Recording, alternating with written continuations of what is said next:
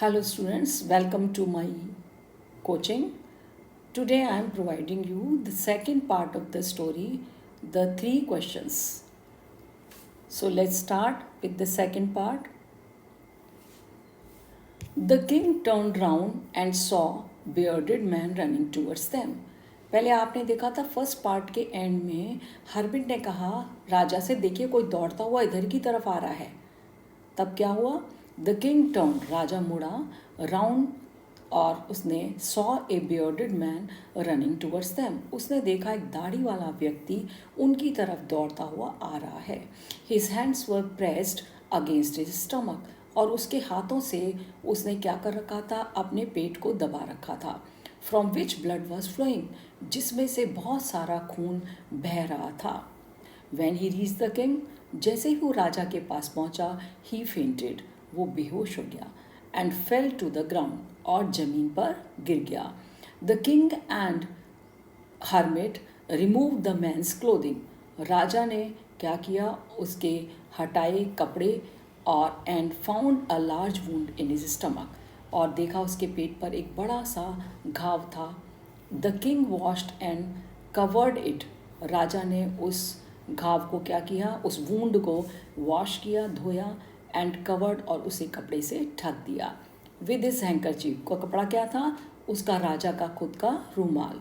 But the blood would not stop flowing, बच्चों लेकिन फिर भी क्या हुआ कि खून इतना बह रहा था कि जो खून बहना ही नहीं रुका।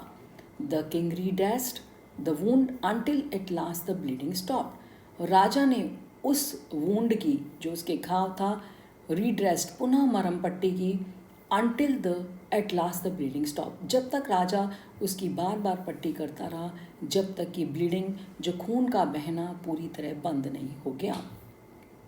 द मैन फेल्ट बेटर, अब वो जो व्यक्ति था वो पहले से अच्छा महसूस कर रहा था। गुड मीन्स अच्छा, बेटर मीन्स उससे अच्छा, अब पहले की स्थिति से अच्छा महसूस कर रहा था। And asked for something to drink, और उसने इच्छा जाहिर की, किसके लिए? कुछ पीने के लिए। राजा ताज़ा पानी लेकर के आया और उसको दिया। बाय दिस टाइम, इस समय तक, द सन हैड सेट, सूरज पूरी तरीके से छुप चुका था। And the air was cool, और ठंडी हवा चल रही थी। हवा जो कैसी हो गई थी? ठंडी। The king with the hermit's help carried the wounded man into the hut, जो राजा था वो साधु की सहायता के साथ उस व्यक्ति को लाया, वुंडेड मैन को, जो घायल व्यक्ति था, इनटू हट के अंदर, एंड लेड हिम, उसको लिटा दिया, ऑन द बेड, किसके ऊपर? बिस्तर के ऊपर। The man closed his eyes, उस आदमी ने अपनी आंखें बंद की, एंड ले क्वाइट, और शांत होकर के लेट गया।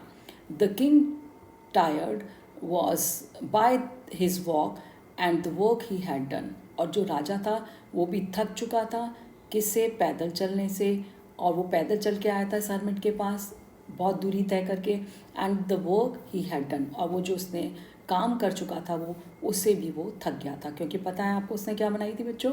उसने क्यारियाँ खोदी थी उस साधु के लिए। Lay down on the floor, अब राजा भी इतना थक गया, वो भी लेट गया, किसके ऊपर? जमीन के ऊपर। And slept through the night, और पूरी रात वो सोता रहा। व्हेन ही अवोक, जब राजा जागा, he was several minutes before he could remember it, several minutes before, कुछ समय पहले उसको याद आया कि वो याद कर सका। It was several minutes before, कुछ क्षणों के बाद। वेयर ही वॉज, कि वो कहाँ था। Who the strange bearded man lying on the bed was, अब उसको याद करके पता चला कि वो अजनबी व्यक्ति, जो दाढ़ी वाला व्यक्ति था, जो बेड पर सोया हुआ था। क्षमा कर दो, said the bearded man in week voice, उस दाढ़ी वाले व्यक्ति ने बड़ी ही कमज़ोर आवाज़ में, वीक वॉइस में राजा से कहा। When he saw the king was awake, जब उसने देखा कि राजा जाग चुका था। I do not know you, राजा ने कहा मैं तो तुम्हें नहीं जानता, and have nothing to forgive you, और मेरे पास कुछ ऐसा है भी नहीं जिसके लिए मैं तुम्हें माफ़ करूं। सेड द किंग, राजा ने ऐसा कहा।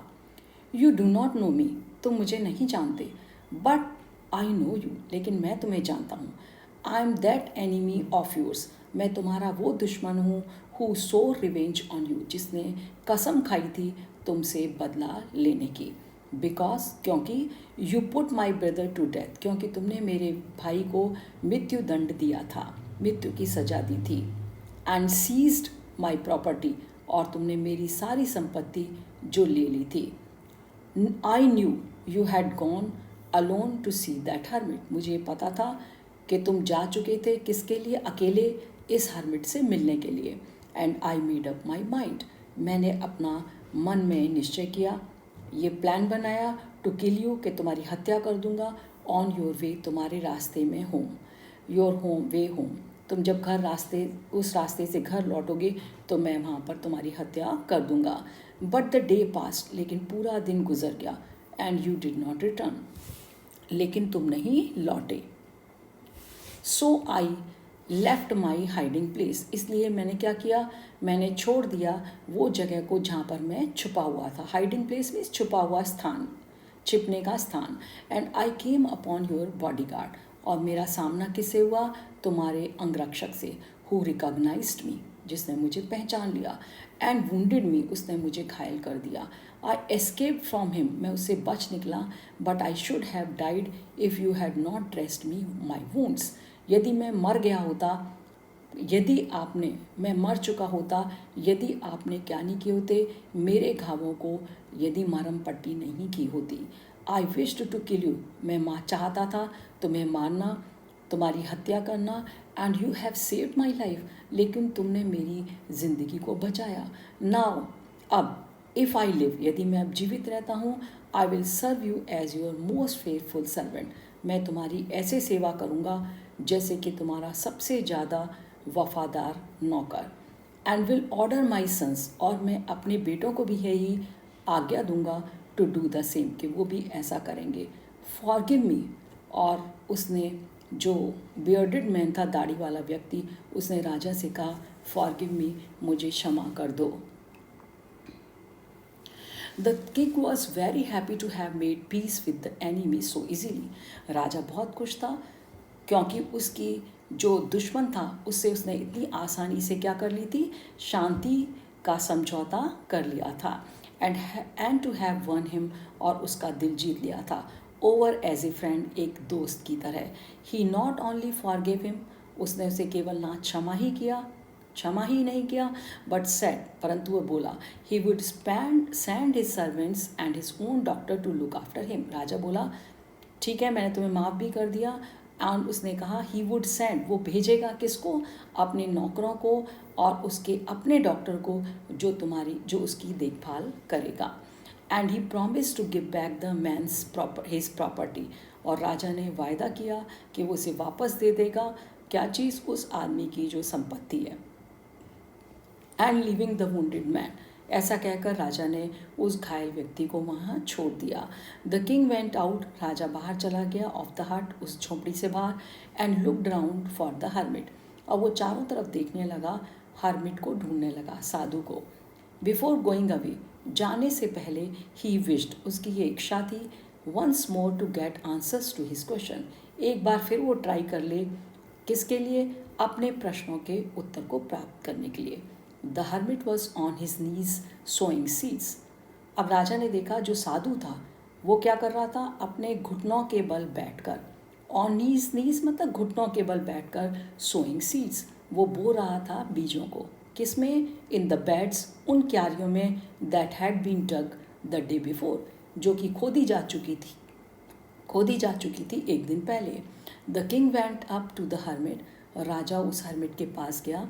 एंड सेड, बोला, फॉर द लास्ट टाइम, अंतिम बार, आई बेग यू, मैं तुमसे रिक्वेस्ट करता हूँ, to answer my questions. Wise man, बुद्धिमान व्यक्ति, केवल मेरे प्रश्नों का उत्तर दे दीजिए। You have already been answered, साधु बोला, तुम्हें पहले से उनका आंसर प्राप्त हो चुका है। सेड द हर्मिट, हर्मिट ने कहा, स्टिल बैंडिंग डाउन, अभी भी वो झुका हुआ था, टू द ग्राउंड, जमीन पर, एंड लुकिंग अप, ऊपर की तरफ देख रहा था, एट द किंग, राजा की तरफ ऊपर को झुके ही देखते हुए उसने कहा, तुम्हें तो तुम्हारे प्रश्नों का उत्तर मिल चुका है। As he stood before him, जैसे ही वो उसके सामने खड़ा हुआ। How have I been answered, कैसे मेरे प्रश्नों का उत्तर दिया जा चुका है। वॉट डू यू मीन, क्या मतलब है तुम्हारा, राजा बोला। Do you not see, replied the hermit, जो साधु ने जवाब दिया, क्या तुम्हें नहीं दिखाई देता। If you had not pitted my weakness yesterday, यदि तुमने दया नहीं की होती मेरी कमज़ोर हालत पर कल, and had not dug these beds for me, और यदि तुमने ये जो क्यारियाँ हैं मेरे लिए नहीं खोदी होती, you would have gone away, यदि तुम चले गए होते, then that man would have attacked you, तो ये आदमी तुम्हारे पर आक्रमण कर चुका होता, and you would have wished you had stayed, और तुमने लेकिन इसके विपरीत ये इच्छा जाहिर की थी कि तुम क्या चाहते हो, मेरी सहायता करना, यू हैड स्टेड, तुम यहाँ रुके विद मी, मेरे साथ। So the most important time was when you were digging the bats, तो तुम्हारे लिए उस समय सबसे महत्वपूर्ण समय क्या था, जब तुम क्या कर रहे थे, उस समय क्यारियों को खोद रहे थे। And I was the most important man, और मैं तुम्हारे लिए सबसे महत्वपूर्ण व्यक्ति था। And to do me good, और मेरे लिए अच्छा कार्य करना was your most important business, उस समय तुम्हारा सबसे महत्वपूर्ण काम था। आफ्टरवर्ड्स, इसके बाद, when the man ran to us, जब वो आदमी हमारे पास दौड़ कर आया, द मोस्ट इम्पॉर्टेंट टाइम, वो बहुत इम्पॉर्टेंट समय था, was when you were caring for him, जब तुम उसकी देखभाल कर रहे थे। Because if you had not dressed, यदि तुमने उसकी मरहम पट्टी नहीं की होती, हिज वुंड्स, उसके घावों की, ही वुड हैव डाइड, क्योंकि इसके इतना ब्लड बह रहा था कि वो मर चुका होता। Without having made peace with you, वो तुम्हारे साथ ये शांति का समझौता नहीं कर पाता। So he was the most important man, इसलिए देखो राजा, वो तुम्हारे लिए सबसे महत्वपूर्ण आदमी है। And what did you did for him was the most important business, और तुमने उस आदमी के लिए जो काम किया वो क्या था, सबसे महत्वपूर्ण काम था। रिमेंबर देन, याद रखो तब, there is only one time, केवल एक ही समय है, दैट इज़ इम्पॉर्टेंट, जो कि बहुत महत्वपूर्ण है, and that time is now, और वो समय कब है बच्चों, अब। It is the most important time, यही सबसे महत्वपूर्ण समय है, because it is the only time, केवल यही वह समय है, we have any power to act, जब हमारे पास शक्ति है उस काम को करने की। The most necessary person is the person, और सबसे महत्वपूर्ण पर्सन, व्यक्ति वो है, यू आर विद, जिसके साथ इस समय आप हैं। एट ए पर्टिकुलर मोमेंट, एक खास पल। फॉर नो वन नोज, कोई भी नहीं जानता, what will happen in the future, कि भविष्य में क्या होगा, and whether we will meet anyone else, कि क्या हम दूसरे व्यक्ति को मिलेंगे या नहीं। द मोस्ट इम्पॉर्टेंट बिजनेस, और सबसे महत्वपूर्ण काम जो क्या है, इज़ टू डू, करने के लिए, दैट पर्सन गुड, उस व्यक्ति का भला करें।